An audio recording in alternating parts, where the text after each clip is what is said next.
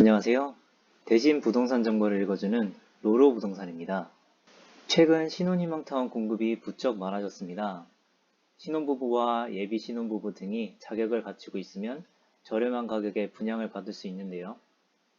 신혼희망타운이 저렴하게 공급된다고는 하지만 자금은 항상 걱정입니다. 대부분 신혼은 사회초년생이거나 자금을 많이 모으지 못했을 시기인데요. 신혼희망타운은 입주자들을 위한 자금 대출을 해줘서 총 자금의 30%만 가지고 있어도 분양을 받을 수 있도록 만들었습니다. 대출이자는 고정이자 1.3%로 현재 저금리 시대의 대출 중에서도 가장 낮은 이자라고 할 수 있는데요. 신혼희망타운 모기지 대출의 장단점에 대해 알아보도록 하겠습니다. 우선 명칭을 보시면 신혼희망타운 전용 주택담보 장기 대출 상품 수익 공유형 모기지라고 되어 있는데요. 명칭 그대로 신혼희망타운 입주자에게 저리로 장기 대출을 해주는 상품입니다.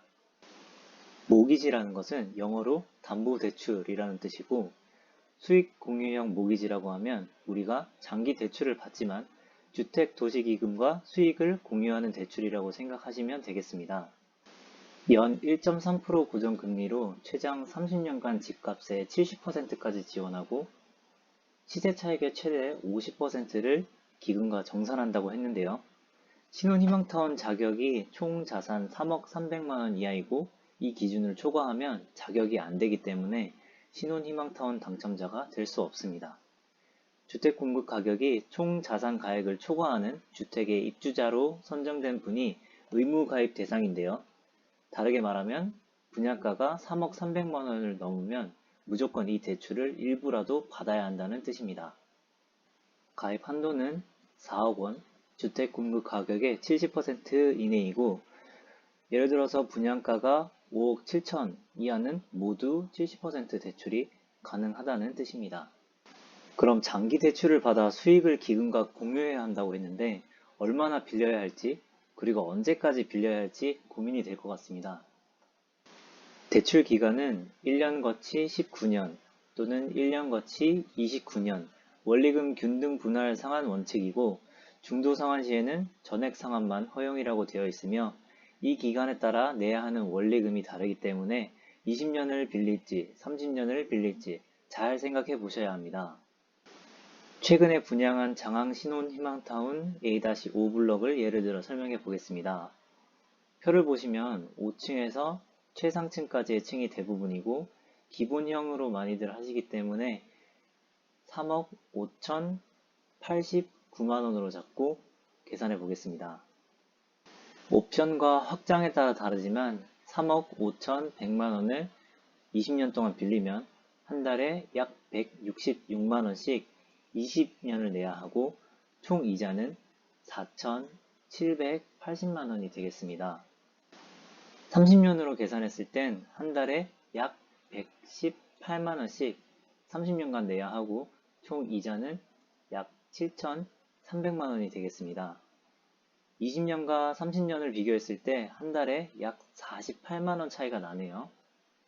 그래도 부동산이라는 것은 평생 가지고 갈 수도 있지만 이사를 하거나 급하게 돈이 필요하거나 할 땐 매도할 수도 있는데요. 수익 공유형 모기지를 받게 된 이상 대출 기간과 자녀 수를 고려해서 언제 매도를 할지를 전략적으로 계획하셔야 합니다. 화면의 표를 보시면 몇 퍼센트 대출을 받았는지, 대출 기간은 몇 년인지, 자녀는 몇 명인지에 따라 수익을 공유하는 비율이 달라집니다.